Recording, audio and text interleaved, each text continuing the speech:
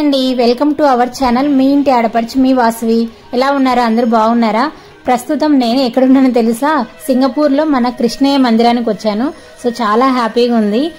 మేము స్టే చేస్తున్న హోటల్ ప్రక్కనే ఉందని తెలియగానే కృష్ణయ్య దర్శనం చేసుకోవాలని వచ్చేసాము. మాతో పాటు మీరందరూ కూడా దర్శనం చేసుకోండి. ఈ ఆలయం డిజైన్స్ అంతా చూడడానికి అయితే కొత్త ఆలయం లాగా కనిపిస్తుంది. కానీ ఈ ఆలయం వచ్చి సింగపూర్లోని పురాతన దేవాలయాల్లో ఒకటి. అంటే ఈ ఆలయం 1870లో నిర్మించారు. ఈ ఆలయంలో శ్రీకృష్ణుడు రుక్మిణీదేవితో కలిసి భక్తులకు దర్శనమిస్తాడు. ఈ ఆలయం ఏకైక దక్షిణ సింగపూర్ భారతీయ ఆలయం అన్నమాట. ఈ ఆలయం ఒక సంపన్న వ్యాపారవేత్త హనుమాన్ భీమ్ సింగ్ చే నిర్మించడం జరిగింది.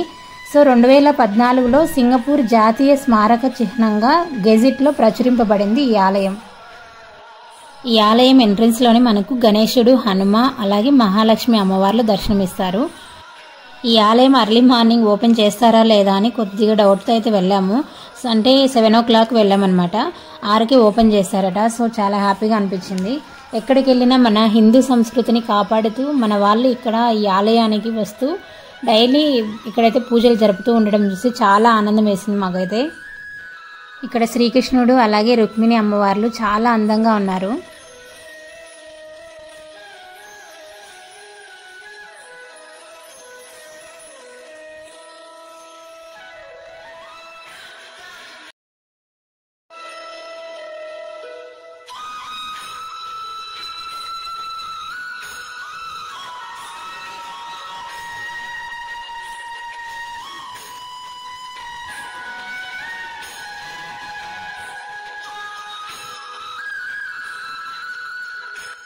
ఈ ఆలయంలో ఎటు చూసినా దేవతామూర్తులు దర్శనమిస్తారు.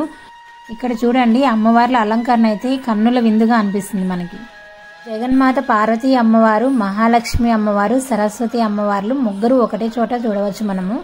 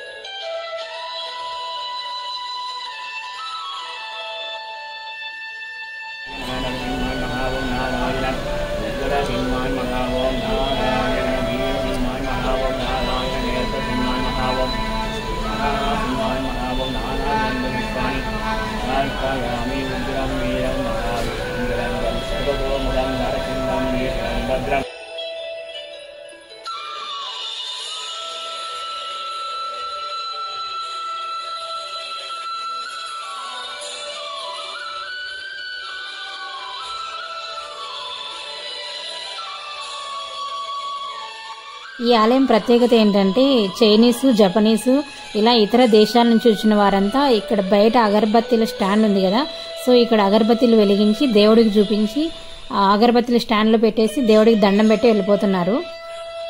అంటే లోపలికి వెళ్ళట్లేదు అనమాట, ఇక్కడ అగరబత్తీలు వెలిగించి అక్కడ పెట్టేసి వెళ్ళిపోతున్నారు బయట నుంచే.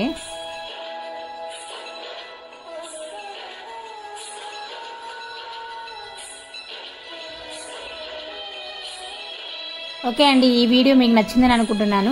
ఈ వీడియో మీకు నచ్చినట్టయితే ప్లీజ్ లైక్ చేయండి, షేర్ చేయండి, అలాగే సబ్స్క్రైబ్ చేసుకోండి. మరొక మంచి వీడియోతో కలుద్దాం. Thanks for watching. By by.